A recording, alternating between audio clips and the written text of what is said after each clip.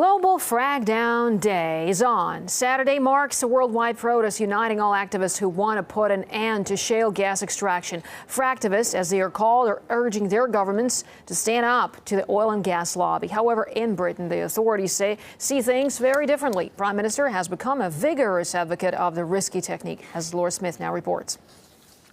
It's going to make household energy bills so cheap, he says. It'll create loads of jobs, he enthuses. We'll pay you if you let us do it in your area. UK Prime Minister David Cameron has got behind fracking in a big way, almost evangelical in his drive to sell it to the British people, north and south.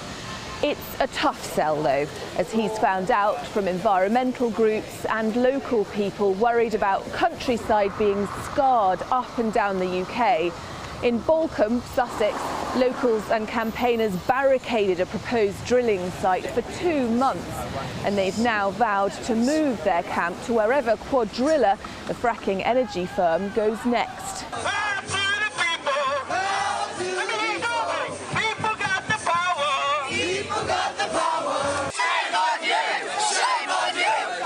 And they've got the experience of Americans to back them up. 100 times more fracking wells a year are dug in the US than in the whole of Europe, and environmental impacts are showing. Campaigners talk of gas and dangerous chemicals leaking out from underground, contaminated water supplies, risks to air quality, and even earthquakes linked to fracking. And they've been seen here in the UK. Tremors were caused by drilling near Blackpool last year, but the government decided that didn't justify a ban on the technique. According to Cameron, it'd be a big mistake to rule fracking out on environmental grounds. In the choice between boosting the economy and saving the environment, the British Prime Minister has come down firmly on the side of the economy. Meanwhile, over in Canada, rallies over the past week have resulted in clashes with police and several arrests. In the New Brunswick province, riot squads used pepper spray and batons to force back a crowd of hundreds of protesters who retaliated with petrol bombs. Demonstrators blocked roads and set cars on fire. At least 40 people were arrested. So why exactly are environmentalists so concerned about this particular form of oil and gas extraction? Well, here's how it works. The engineers need to drill deep down about 1 kilometer into shale rock formations and inject water to crack them open and extract oil and gas. To run a well, you need millions of gallons of water combined with sand and chemicals, and much of this water loaded with radioactive substances returns to the surface with the potential to get into lakes and rivers, not to mention that the poisonous fluid can contaminate the soil. And then comes air pollution, as highly potent greenhouse gases are released in the atmosphere. All right, we can now talk to Vanessa Vine. She's an anti-fracking campaigner from Britain Island Frack Free Group. Vanessa, thank you so much for joining us here on RT. Well, let's take a look at the situation from different angles here. I mean, technically speaking, there are, few problems reported with the leakage, for example, in the U.S., as research shows. So my question here is, I mean, aren't activists blowing the dangers out of proportion here? Not at all. These are not blown out of proportion. If you look at the list of the harmed from Pennsylvania, there are more than 1,600 families, and these are just the ones who've dared to speak out about the neurological problems, the cancers, the asthma, the livestock deaths, spontaneous abortions in cattle, etc.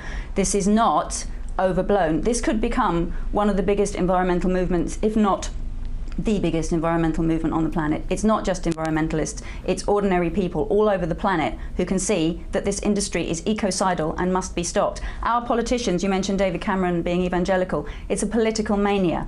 Many of our British ministers are personally deeply invested in this industry, and they are lying. They are saying that there's no evidence of contamination and no evidence of harm. There's ample evidence. They're saying it'll bring down energy bills. It will not. Even Bloomberg have said that. They're saying it will be an employment panacea. The employment is short-term, small numbers, moves on, and is very dangerous. Well, as you said, politicians are interested in this and are pushing, for the deals there.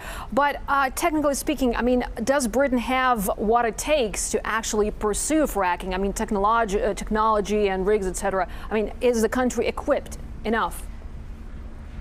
No, absolutely not. And Jessica Ernst, who's an oil and gas industry consultant of 30 years standing in Canada, she says, we have the best regulations in the world. They do not work. The company she worked for fracked her land, contaminated her water so badly she can't even flush her toilet. She's now suing the Canadian government. I'm here in solidarity with the people in so-called New Brunswick, the Mi'kmaq people who are being accused of being violent. Throwing Molotov cocktails is possible. There's agent provocateur element there. We don't know. With the people in Romania, yesterday, who are being cleared from the roads, the farmers by the police, with the people in my community. I live 4 miles from Balcombe. I've had to jump over a fence to get out of the way of the police. It has been absolutely appalling the way our police force, who are supposed to protect life and property, are being made by our government to force through corporate ecocide. We're not fringe environmental nutters, eco-freaks. I'm a regular person who lives nearby, who's looked at the uninvested research, and I do not trust this. It is not a bridging fuel. We should have kicked our addiction to fossil fuels decades ago. No, a few solar panels and a few wind turbines won't sort it, because we've continued to get fossil fuels out of the ground with increasingly dangerous techniques. This industry, fracking, is unregulatable. You cannot legislate for what goes on underground. Vanessa, it causes earthquakes. At this point, we have two groups here, environmentalists on the one side and politicians on the other. But how can you reconcile these two groups? I mean, can they meet each other halfway somehow?